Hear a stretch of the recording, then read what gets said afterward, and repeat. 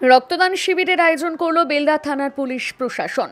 পশ্চিম মেদিনীপুর জেলা পুলিশের নির্দেশ মতো বৃহস্পতিবার থানায় হয় রক্তদান শিবির। পুলিশ কর্মীদের পাশাপাশি স্থানীয় যুবকরা মিলে প্রায় 50 জন রক্তদাতা রক্তদান করেন।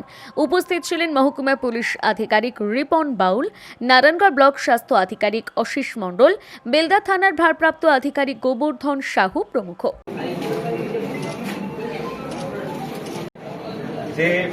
রক্তদান শিবিরের আয়োজন করা হয়েছে উৎসর্গ, এটা আমরা পুলিশরা নিয়মিতভাবে করি। এর আগে এই ধরনের প্রোগ্রাম করেছিলাম। আমাদের সঙ্গে ডাক্তারবাবুরা ওনারা এসছেন, ওনারা সকাল থেকে এই প্রোগ্রামে যারা রক্ত দিচ্ছেন তাদের কাছ থেকে সমস্ত রকমভাবে যা করণীয় সেটা ওনারা করছেন। আমি বেলদা থানার তরফ থেকে তাদেরকে ধন্যবাদ জানাই, শুভেচ্ছা জানাই যে তারা আমাদের ডাকে সাড়া দিয়ে এখানে এসছেন।